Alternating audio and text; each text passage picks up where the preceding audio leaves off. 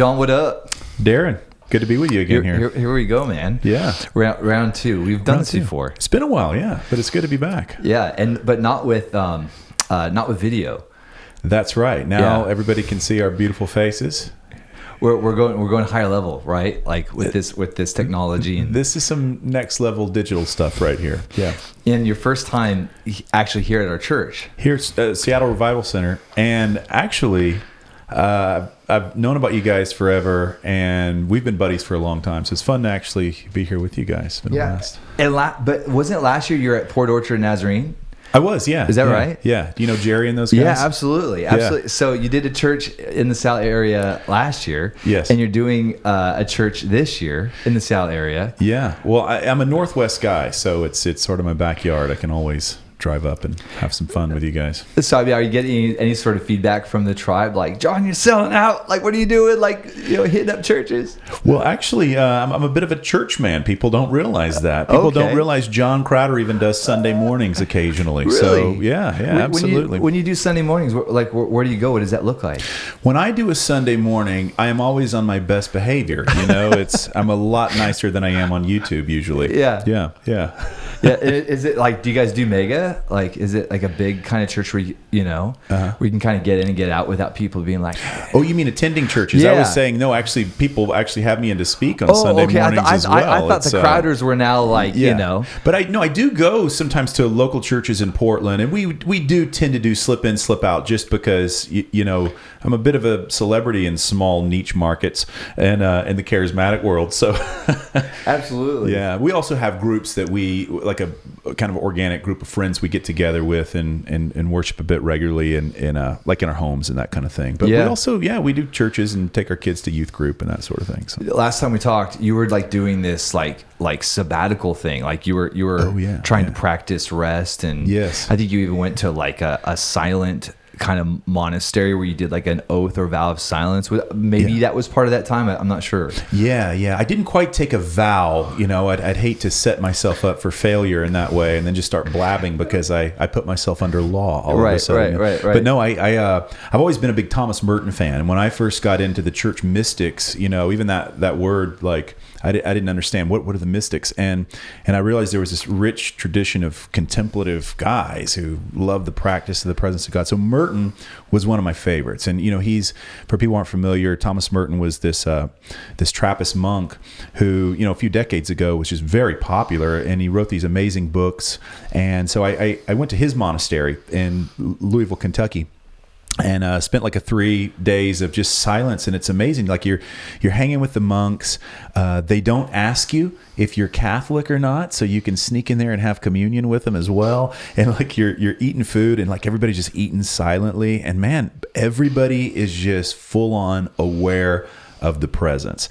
They're just doing daily stuff, but they are tuned in. They're not just going by routine. They are very conscious of the presence of God. So it was a lot of fun. And I also, that year, I went to Mount Athos in Greece, which is like the center of Orthodox monasticism. And they don't do as many, like the vow of silence as much as the Catholics do, but very cool organic living, like off the grid, carrying stuff around with donkeys in these 1,000-year-old Byzantine monasteries with killer icons all over the walls and candles, and just praying all through the night. It was like, it was almost like a house of prayer that was just hammered, and these monks, they're aware as well. It's not like they're just going through the motions. It's just, they love the presence of God. So that was, I didn't mean to ramble on that long, but that's awesome. I did do that on my sabbatical last so it was like year, this year-long kind of thing, right? Like where you were attempting to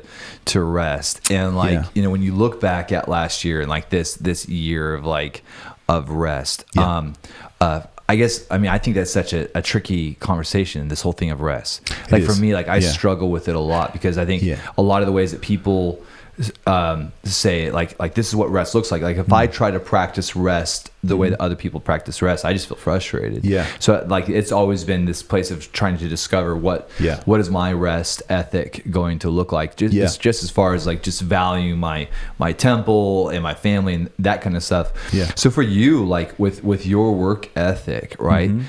Where do you find rest? Like where do you feel like you're actually getting replenished and finding like, your color returning back to your skin? That's a great question. I'd love to hear first, though, like you more expand on your experience on that before I give you the answer. Because I see what you did here, John. Flipping the tables a little bit. Yeah, absolutely. So, for me, like my sanctuary of solitude has become LA Fitness. Nice. Right. So for me, I never would work out at the gym or anything. Do you wear yoga pants or? Oh, absolutely. Yeah. Absolutely. In fact, I got my own line. Great. So if people want to go onto my website, you can check out, Stotts. Yeah. It's like, it's inappropriate pastor wear, is what it is. Yeah. We don't want to make anybody stumble. Yeah, exactly. But like the thing about it was like going to the gym wasn't about like getting ripped. Like it was literally like my place of just zoning out of any sort of like work stuff or ministry stuff or relational stuff, and it gave me something to focus on as far as like sets, reps, all that kind of stuff. But honestly, I'd also just like cruise Instagram. I'd be watching different YouTube videos as far as how to do things right, and so I would spend probably, and then I'd hit up the sauna, the hot tub. So for me, it was just about really just enjoying myself for a period of time during the day, knowing that for the rest of the week, I'm gonna have to be very intentional with my focus, with my energy, with my bandwidth. And so, so it was literally like almost just having permission to hang out, and working out was like the excuse to go and do that, to the degree where if I felt like if I felt like that time got robbed from me, I would feel angry. I was like, I feel like I got robbed, and so like that became part of my Monday, the day, it's funny too, because I'd run into people from the church and stuff, and I'd tell people in the church, like, you love me on Sunday because I don't have to see you on Monday, like I need this day to really just kind of like disappear. And so that's been something I still practice now, and something about the sauna as well, like something about just like torturing yourself that's just like, I feel rested, so that's kind of what I've been practicing for almost 2 years, I'd say. Yeah, that's great. Yeah. I think physical exercise is so underappreciated at times for the centering aspect, because our bodies and our spirituality are connected. And you have people that get really weird with that concept, and they come up with all these spiritualized diets and sort of get superstitious, but there's just something about just getting centered and grounded. Now I'm currently in a bulking season right now, but I do love the way that exercise, it kind of flushes your head, especially at the beginning of the day, of just the importance of stuff that needs to be done. And in ministry, there's always some open-ended thing, project, situation, emergency that needs to be dealt with. So it just sort of centers you, and there is definitely a meditative, contemplative aspect of that. And if you look at these guys in monasteries, so often they're active monks. They're not just kneeling, praying all day long. They're baking bread or churning butter or whatever they're doing. There's a physicality to it. There's a manual labor aspect even to it. And I think that's healthy for everybody to do something physical. Paulie says, mind your own business, work with your hands. Now, that doesn't mean you can't be an attorney or whatever, but I think there is something to just simplicity in our life. And man, we're in such an age of rapid information and technology, and just to almost unplug and be Amish sounds very romantic to a lot of people, but I think in our daily lives there are ways we can do that. I think for me, one thing I do in the morning is I don't immediately reach for the phone. I think that's such a temptation, and that's messed my head up in years past, where you have that pressure of the ministry and you can lose yourself in that. And so I just lay there, just as simple as it is. I just will lay there, I guess people used to call that a devotional, but I'll just lay there and I'll just kind of listen and just meditate and just get centered for the day. before I let all the stuff that's going to explode from that phone dictate the pace of my day. So I think it's not just about pulling aside for times of rest, although I think that's good. I think it's like incorporating that rest in our daily active lifestyle. And I'm sure as a pastor, man, you're constantly being pulled on in ways that, are different from me. But yeah, I mean, there's that rhythm I'm sure that you could talk to in that sense. Yeah, I think that one of the things I try to hold myself accountable for is finding those points in each day where I get to kind of disappear, and that can look a number of different ways. Sometimes I'll just walk out on the prop. We have this 7 acres here, that's where Seattle Bible Center is situated, and it's right on a green belt. So sometimes I'll just like walk out of the building, leave my phone in the office, and just walk the property, and just sometimes just sit like in the sun. So I think just finding that, if I can find it, at least it's funny. It's kind of like I want to practice smoke breaks, even though I no longer smoke. It's like I remember back in the day I used to work in a call center, and I remember I used to love the smoke break, and because you get outside and it's like this is like the church, it's like my church, and we'd sit out there and complain and talk, and like it was just like the fresh air, and like, but it was like by law, I have to take this break every 2 hours, every hour and a half, whatever it is now, Yeah. And so it's like I want to practice that. Like every 2 hours, I'm gonna get outside and not with a cigarette or an e-cigarette. Like I'm just gonna get out there and just get in the sun and just like, And so, but that's hard to do, And so that is kind of interesting. I like, at least with when you have a substance reminding you, like, hey, let's go rest outside. Let's get, and so it's totally. Like, I almost feel like we need something that can disrupt us. Maybe an app for that. I'm sure there's something available like that. But it's like, hey, it's funny. Even like I have an iWatch. Yeah. And it's like my iWatch reminds me to breathe. The breathe app, yeah. Sure. It's like this mindfulness kind of thing, and yet my iWatch is the very thing that's taking me out of rest continually. Like I was in a worship service recently, and I got an email from somebody in the church that was angry at me in the church. I can't believe this would happen at SRC. That message is popping right up on my wrist. I didn't ask for that. Yeah. I'm like, and so I took it off, and the only time I wear my iWatch now is when I'm jogging, or I want to know what my heart rate is. But it's so, I think that's like the tension right now is that they're trying to strap technology to us to always be nagging us and always kind of driving us but then they're trying to like also build within it this component of like we don't want to kill it, like realize this could kill you because it's just driving you insane, so now let's give you your moment of zen. It's like so I feel that tension, being a pastor, of like the reminders, the notifications, the urgency of feeling like I need to respond to something right now because somebody's offended. And so it's a great opportunity to kind of figure some of this stuff out. Yeah. Absolutely. Wouldn't it be nice if AI could just be, implanted into our brains and just, make all our decisions for us as well, and handle our daily chores and, just override our personalities entirely. Wouldn't that be absolutely the greatest thing? That's what I'm looking forward to.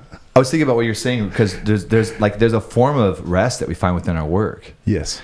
And so I even find, like, when we go on vacation to Hawaii or something, like if I can do some writing, I actually find a certain amount of rest in that. And I was going to ask you, when it comes to like your own theology for work, because one of the things I've always respected about you is just your output.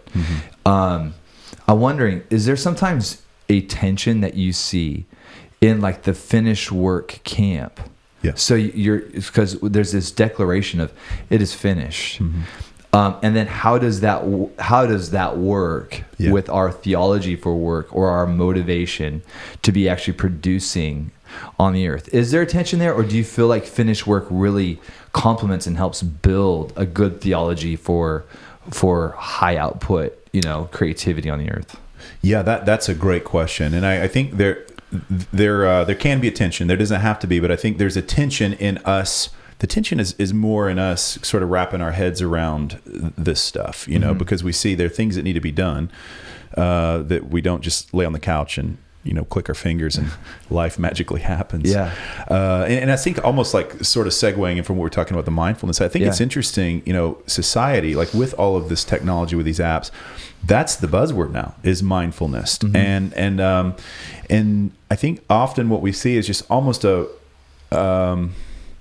a Buddhism aspect to it that's in the culture, but that doesn't mean it's wrong. I mean, meditation is in Buddhism, but it's we know as the source. There's the practice of the presence of God, mm-hmm. and I think that really this is the antidote to where we're at right now, because we can just so get. I mean, when we're talking about working and doing and output, we can be completely overwhelmed by. We're not a need motivated people at the mm-hmm. end of the day. We're person oriented people. And so I think that the more we as believers realize this, this mindfulness thing is something everybody's craving, the presence of God. And so often it's in their own sort of escaping into bubbles of rest. He's there. They may not realize it's him, but they realize we're created for something a bit more, and we're created for this wholeness and wholesomeness. And but I think there's a lot that has to do in terms of our output.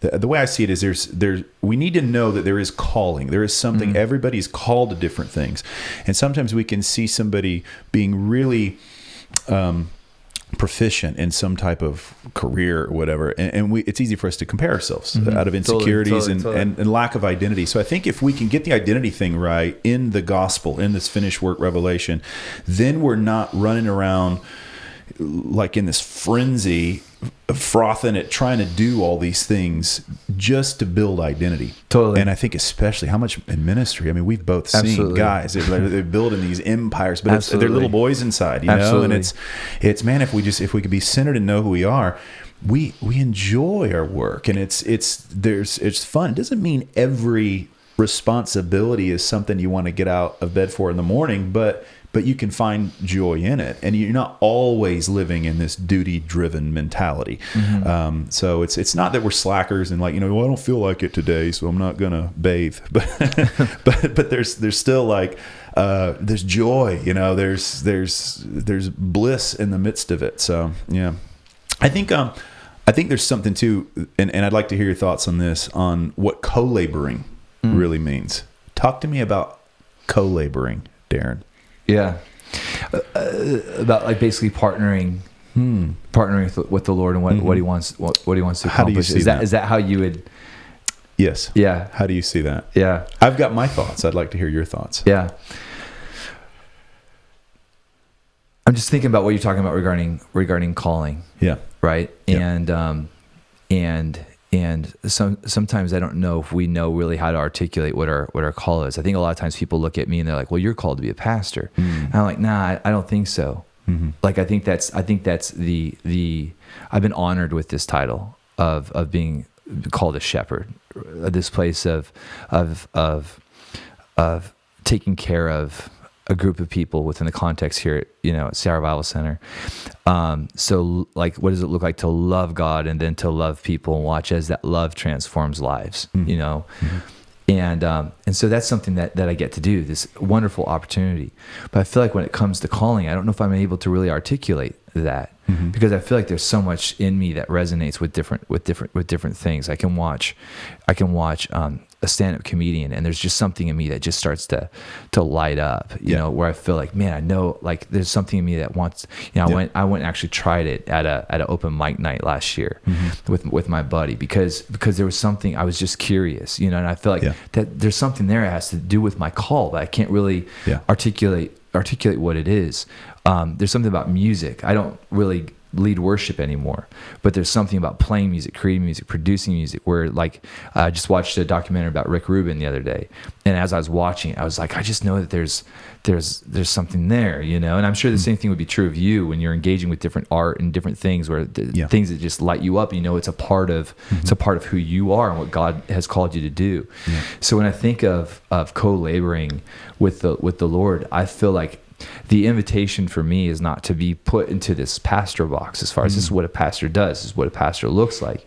But what it is it's for me to be invited into this place of exploring all of these things that the Lord has put inside of me that I enjoy, that lights me up, and to figure out how to engage with those things in such a way where the earth can be better because of my contribution. Like that's one of the things I tell my kids all the time, like the earth will be better because of you. That's good. Knowing that and that's where, when I think of co-laboring with the Lord, I feel like it's that place of going, like I'm working on a project with my kids right now, and when we're doing it together, there's all this joy. I think about when we built a tree fort on property that wasn't ours, so the city ended up tearing it down. It was a sad, and I knew that could be a risk.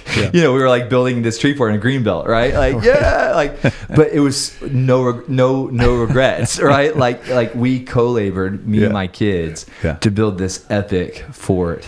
Outward ducks are trying to mate and do their thing, and we're like like building a fortress. Sure. So that's what I'm thinking. I'm processing with you right now about this idea of taking all of these gifts, desires, things that light me up, knowing that the Father's put that in me, and being able to explore this stuff in such a way where hopefully it inspires other people to really truly live. And I think that's not something that I'm trying to do. That's not like a striving to do. Like I want to live. I want to be alive. I want to have this human experience. Sure. But I feel like it's been something that I've been invited. Like the Father's invited me. Like, hey, let's do stuff together, and and that's pastoral. Like, because through those expressions, people are experiencing the love of God, and they're being invited into that love journey. Yeah, and I think right there, the gospel is a participation. I think when people hear us say it is finished, it's not like we just don't do anything. We are participants in this whole cornucopia of life, and just like you enjoy participating with your kids, and you're trying to draw their calling out of what do you want to do, what's in your heart. And I think so often we're asking God, what do you called me to do? And he's like, what's already in there? Like what you have these desires. I have the same thing. I love comedians. We share that, and I've toyed with the idea of doing something, but at the same time, you've heard me preach. It's like I can't help but that's who I am. It spills out. If I'm not goofing around, I don't feel like I'm not enjoying it. And I know God's getting bored. He doesn't want to be in the meeting. So you're the same way. I said today, we've never had a serious conversation. So you're beaming with fun and joy. So I think there are these aspects. This is probably the most serious conversation we've ever. It probably is. We're being very mature right now. Yeah, we're being big boys. Yeah, that's right. Now. We've got our big boy pants on. Yeah. So I think when it comes to calling, so often here's how I say it is: what would you do if you could do anything in the world, and money was not even an issue on the table? If you could do anything, whether or not you got paid for it, you would do it anyway, and yet maybe get paid for it. Okay.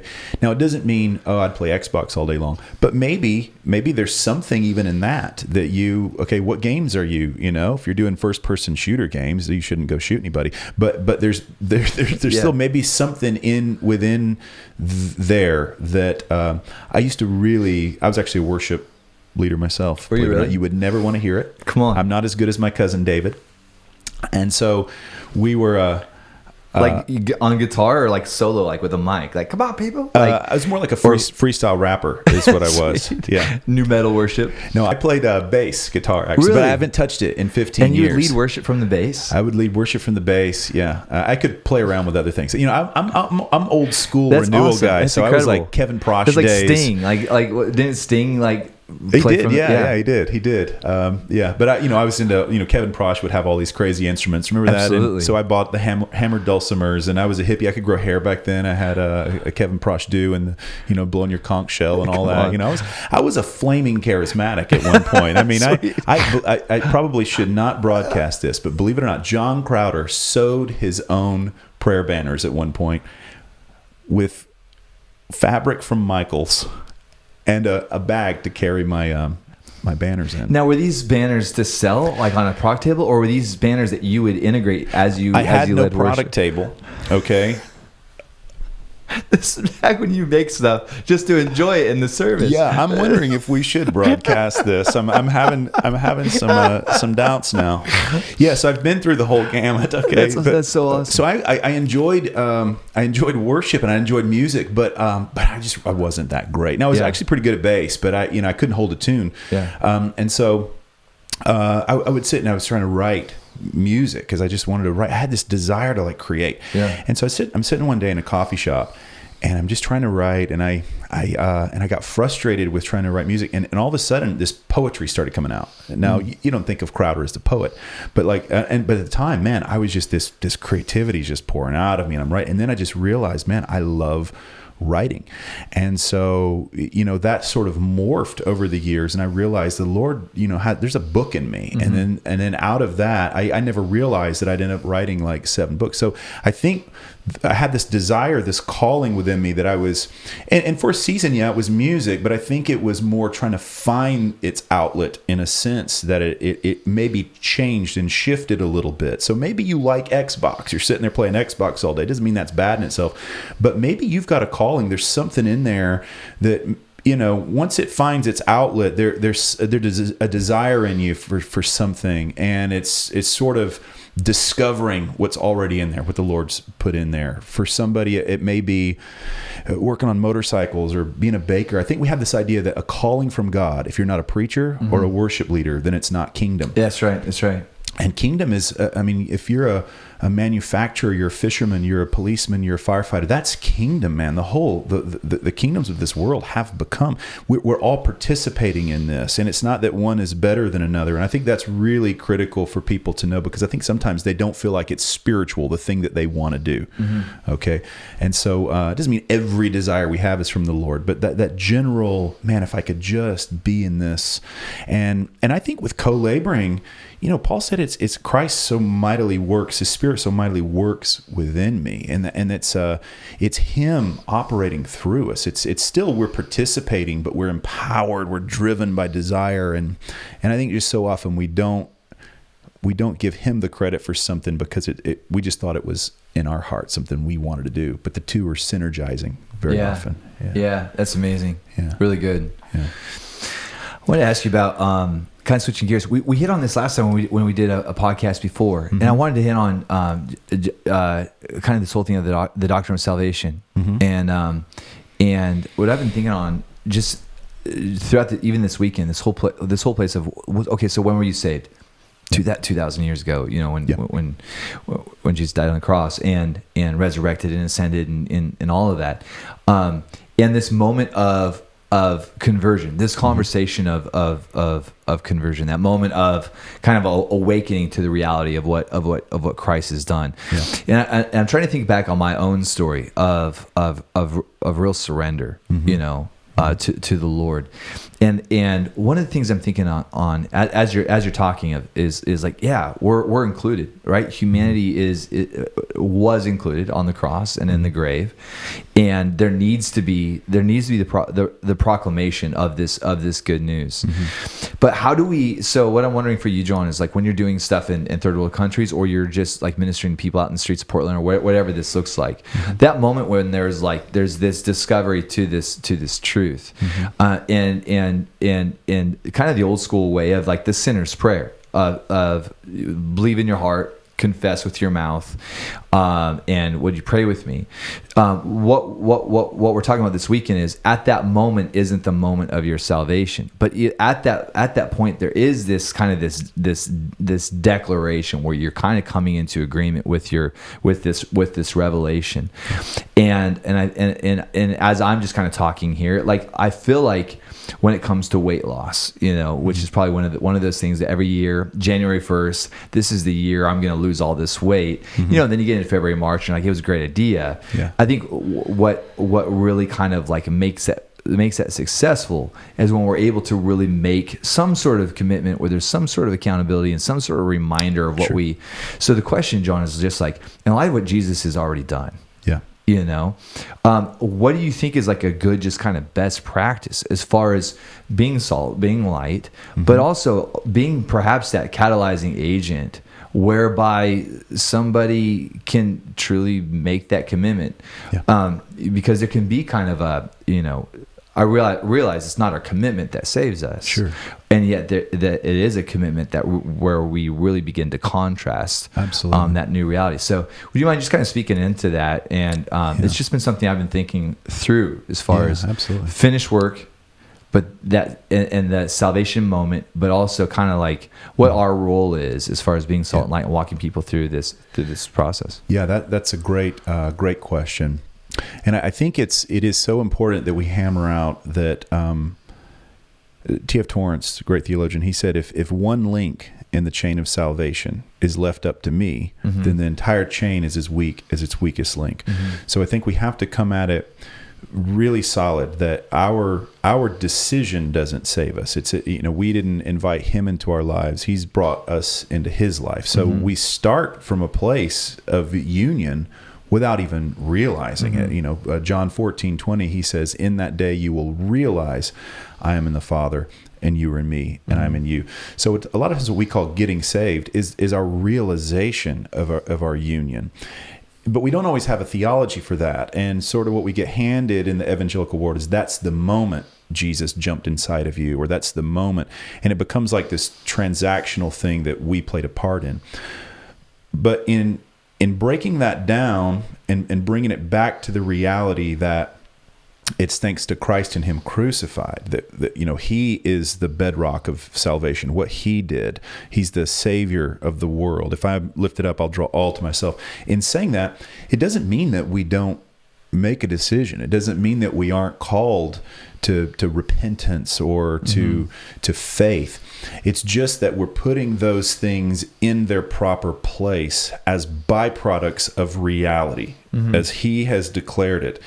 So it's not repent and believe so that you may be saved. It's Christ has done it. Therefore, let's change our mind. Therefore, let's trust. Therefore, let's live it out. And not just dip our toe in, but really live it out. Let's be possessed by this reality, because this is reality. And I think it gets us out of just this what day, when were you saved? What's the moment? Write it down on a paper. And that's fine, but it can almost become this sentimental sort of superstitious thing, when in reality, this is a union that has always been here. He's always been for us. And there's a deep call, because there's a lot of people that, well, I've always been a Christian. I can't think of the moment I was saved, but I love Jesus and I live for Jesus. Am I not saved because I didn't have a lightning bolt moment? It's not about the when, it's about the who. And so, so I think coming at this from an inclusion perspective, that all are in him. In him we live and move and have our being. Paul said that to pagans. In him we live and move. With that perspective, if I see some, Joe on the street, I don't say pray this prayer so Jesus can save you. I say you realize God loves you. You're fully included. The disciples, they belonged before they believed. That's right. In fact, Jesus told them, he said, the kingdom of, and Pharisees and everybody who's listening, the kingdom of God is within you. Yeah. He said that before the cross. Yeah. It's interesting. Yeah. So I say you're included. Therefore, let's wake up to this. Let's engage in this relationship, because the relationship is two ways. But fortunately, both sides of those are fully fulfilled in the God-man Jesus. So it's not like I can fail God, right? But he wants us. He wants us living our full best life. He wants us to succeed. It's not about disappointing him. It's like he hates sin because sin destroys us. So he wants us living like it and all this. Yeah, so I think it's just putting things in a different perspective, not truncating salvation down to this experience that we make happen, but rather we are experiencing something that he has solidified. And yes, there's a call to commitment and living it out and enjoying it. And Yeah. So what do you think about the sinner's prayer? I don't think it's a horrible thing in itself. I think, whatever, and the Lord will use anything despite the theology. I think there's a lot of different ways that it's engaged. I don't think it's like wrong. I think it's not this magical formula that gets you in, right? But whatever, just if you can get people relating directly to God rather than just listening to you. You know what? Hey, let's talk to him. You know, Totally. I think that's great. And it's okay to, hey, forgive me my sins. But confession is really, I think Capon said, it's dragging our sins into the light of Jesus so we can see they were forgiven all along. Wow. So even with like our evangelism campaigns and stuff, I kind of switched up how I did that. It wasn't like pray and Jesus will come. It was like, hey, I'm like preaching out of Romans 5 at a crusade, that everybody's in the last Adam. And so I'm like, because you're in, therefore, let's thank Jesus that he forgives us, and let's receive that, and let's enjoy that, and let's pray that, and now let's walk with him, and let's see how he wants us to live. So it's like, hey, you're already included. Rather than you get into my club, it's like, hey, guess what? You're already in. You didn't know you're in the club. Yeah, absolutely. I mean, because I think that like the sinner's prayer tends to be more for us than it is for God, right? Yes. And I think that sometimes it's helpful to have the moment of I do, even though he already said, absolutely, I do. He said it on the cross. I do, no matter what. Absolutely. Yeah. And I feel like it, like ceremony is somewhat important just for our own kind of humanity and conscious process, as far as those defining moments whereby we're saying from this point forward it's going to contrast from the previous. Yes. And that's where I was trying. That was kind of the question behind the question was, for John, and how you're walking this out as far as what that looks like. It's funny. I was at a funeral. It's not funny. I was at a funeral, but I was at this funeral. And callous man. I know. Yeah. This pastor went into an altar call, and he'd been in ministry for years. It was one of the most awkward, probably even inappropriate altar calls I've ever heard, because somebody's died and everyone get bad at a funeral, grieving, or if they say this person's gone to hell, or have you been one of them? They're not a believer. I've never. Like, how could you possibly do this? You are. I was sitting there kind of like, are we really going to do this now? Like, if you ever want to see Uncle Ted again, but I was like, this guy's making it way more difficult than it needs to be. And, nobody responded. Yeah. But you know what it did is it gave me this great, confidence, to call people to Jesus. It's like the next day was Sunday, and I just went into the whole thing of if knowledge was everything, the Derek Sivers quote, I don't know if you've heard it, if knowledge was everything, we'd all be billionaires and have six-pack abs, and so no, knowledge isn't everything. If we have Google, we can have anything, It's a relationship, and it's also just, it's about really taking responsibility for the knowledge that you have, that place of commitment. And so in light of that, if you would like to just say, hey, I'm ready. Mm-hmm. People just flood. All these people made decisions. And I felt like it was yes, Jesus already loved them. He already died for all of their sins. But as I've just been kind of processing through this weekend and this kind of place, this place of how do you receive this revelation and still have a desire to call people into relationship with Jesus, and what does that process look like? And I think it should fire us up even more, because we realize, hey, these guys out here, they're not the spawn of Satan. They're family. Jesus, he did call the Pharisees, John 8, he's like, you're children of your father the devil. But you got to put that in context of the whole thing. In John chapter 1, it says he came to his own. And his own did not receive him. So they're living as under a foreign father, because they forgot the rock from which they were cut. So I tend to like Paul's Mars Hill approach of evangelism, where he's like, you're already in him we live and move and have our being. But you don't know who you're worshiping. You don't even know the source. You're worshiping the unknown. Let me tell you who he is. Let me tell you what you're really called to. And so I just think that there's this way that we can embrace people and bring them to that point of commitment and calling and relational, two-way relationality. But it's really, this should make evangelism so much easier, because we're taking that hurdle out of you're an outsider. Now he's made the outsiders insiders. How appealing is that to know that there's already family here, and we're not saying just ignore it and move on. We're saying this is what you're looking for, man. This is So I think it's how we view it, because when you say saved, unsaved, that can be messy language for some people, because it means a lot of different things to a lot of different people. It touches on people's ideas of what hell is, or is God intentionally sending, or just there's just so much nuance in there. And so I think that I like to use really, if you're going to make a distinction, believer or unbeliever, do you believe? Do you realize that what he's already done? You know, because some of these words, they get loaded after a period of time. You know, because salvation can talk about what he's already done. But oftentimes it gets applied to our reception of it. As important as our reception of it is, we're receiving something that is done. Yeah, I think that's critical. It's really good. It's really good. Yeah, I want to dive into, if this is all right, this conversation of, and from what this theological term of ultimate reconciliation.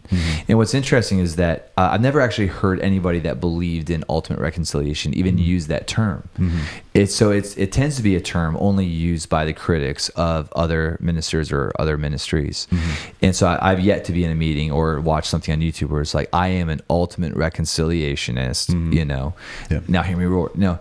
So I wanted to ask you about this idea of like, when it's all said and done, when everything's said and done, we find ourselves wherever we find ourselves, that we're gonna that there's this place of union that you had no, and I might be unfair with this, so I want you just kind of tap in, but when I think of ultimate reconciliation, on one hand, it seems incredibly hopeful, especially for relatives that maybe passed away that were just anti-Christ, showed up at the Thanksgiving table and you guys are idiots, you know?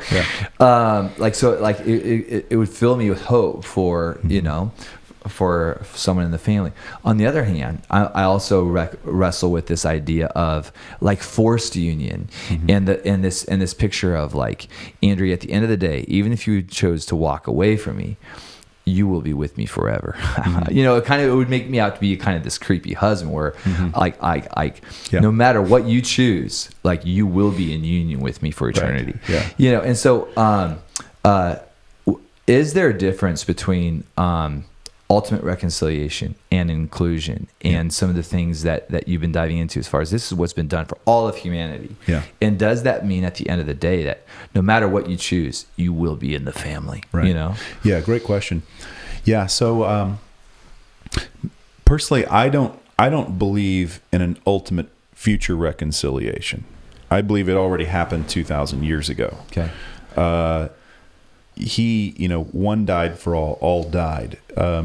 Our death to the old and entrance to the new happened in Jesus.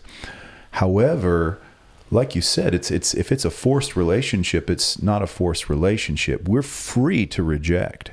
And you see in Revelation 21, you see the doors of heaven, of the New Jerusalem, are always open day and night. There are those naughty people outside, and there is a place called outside the party. We're free to reject him, but we can't make him stop loving and including us. His arms are always open, and we're free to reject.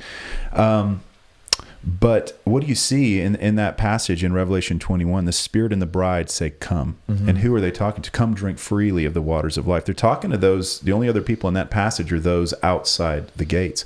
C.S. Lewis said, the door of hell is locked from the inside.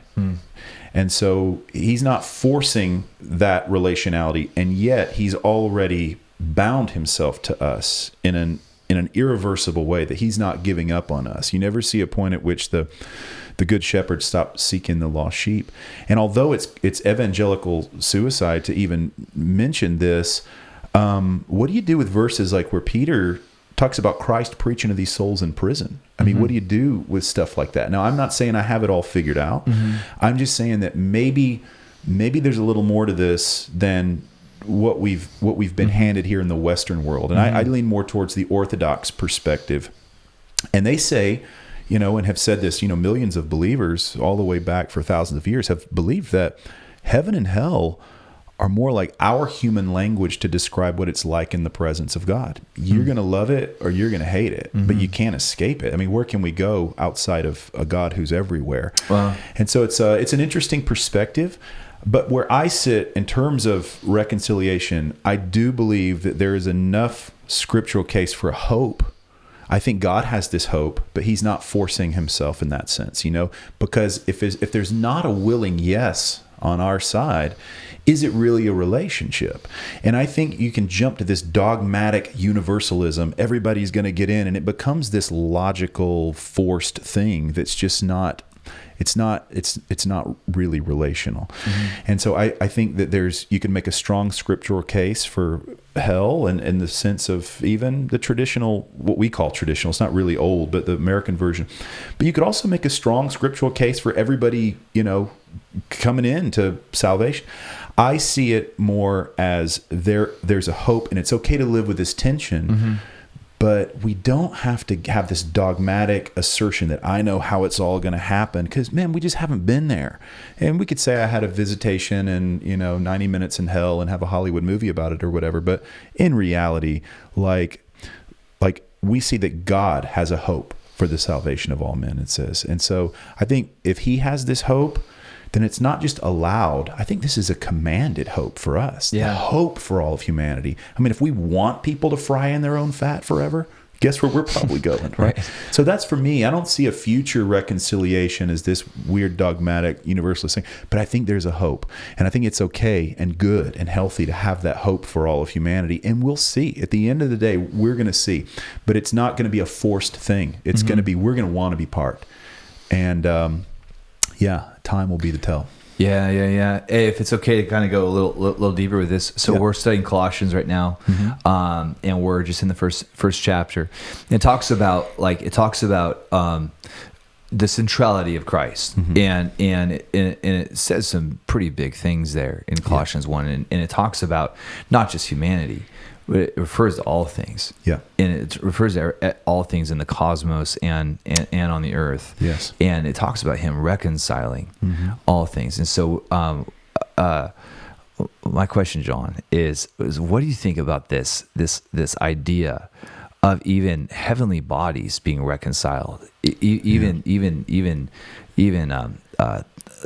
idea of even demons being given an opportunity to repent and to take on their original, have Satan over for tea one day. Yeah. Do you think one day words like all, like, because we see all, like these words like all being used, and so what does all mean? Right. And even it is finished. What does that mean? Like these are really big. These are really big questions. Yeah. When it says every knee will bow, does that mean that even Lucifer will be like, I had it wrong all these years, like, whoops. Yeah.